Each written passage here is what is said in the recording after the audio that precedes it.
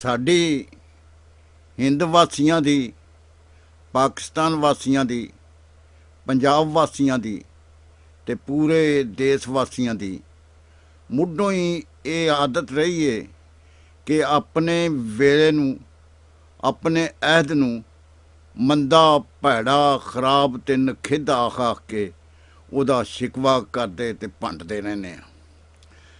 ਜਿਵੇਂ ਪੁਰਾਣਾ ਦੌਰ ਬੜਾ ਹੀ ਨੇਕ ਪਾਕ ਤੇ ਪੱਕੇ ਮੋਮਨਾਂ ਦਾ ਵੇਲਾ ਸੀ। ਸਾਡੇ ਵੱਡੇ ਆਂਦੇ ਨੇ ਕਿ ਪੁਰਾਣੇ ਵਕਤ ਬੜੇ ਚੰਗੇ ਹੁੰਦੇ ਸਨ, ਬੜਾ ਹੀ ਅਮਨ ਅਮਾਨ ਹੁੰਦਾ ਸੀ। ਅੱਜ ਦੀ ਨਸਲ ਜਦੋਂ ਬੁੱਢੀ ਹੋ ਕੇ ਆਪਣੀ ਔਲਾਦ ਨੂੰ ਦੱਸੀ ਗਈ ਤਾਂ ਉਹ ਇਹੋ ਆਖੇਗੀ ਸਾਡਾ ਵੇਲਾ ਬੜਾ ਵਧੀਆ ਸੀ, ਬੜਾ ਚੰਗਾ ਸੀ। ਇਹੋ ਵੇਲਾ ਜਿਹਦੇ ਉੱਤੇ ਅੱਜ ਅਸੀਂ ਤਨਕੀਦ ਪੈ ਕਰਨੇ ਆ ਤੇ ਉਹਦੇ ਐਬ ਗੁਨਾਹ ਬਿਆਨ ਕਰਦਿਆਂ ਗਾਲ ਮੰਦੇ ਤੇ ਵੀ ਆ ਜਾਂਦੇ ਆ।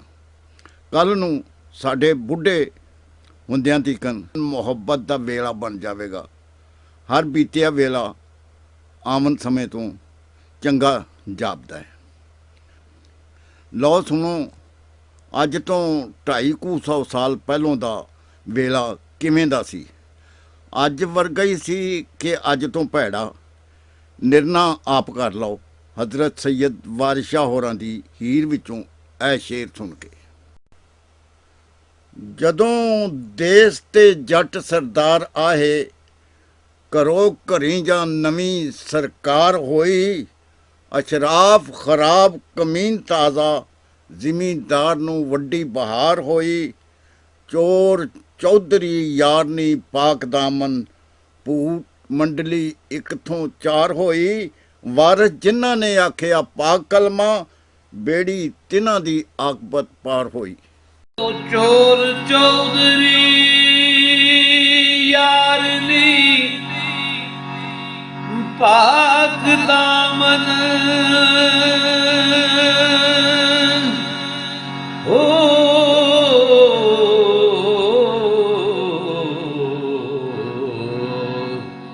ਇਹ ਭੂਤ ਮੰਡਲੀ ਇੱਕ ਤੋਂ ਚਾਰ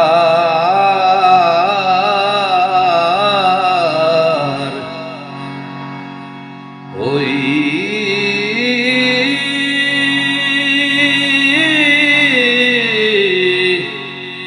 ਅਸ਼ਰਾਫ ਖਰਾਬ ਕਮੀਨ ਤਾਜ਼ੇ,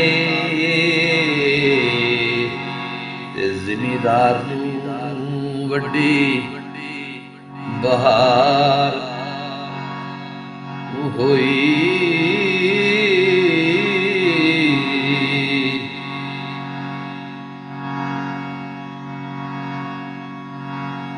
ਇਹ ਜਦੋਂ ਦੇਸ ਤੇ ਜੱਟ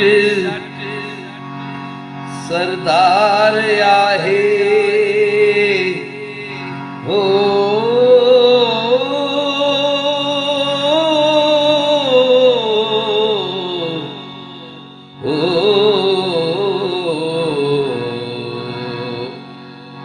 ਤੇ ਘਰੋਂ ਘਰੀ ਜਾਂ ਨਵੀਂ ਸਰਕਾਰ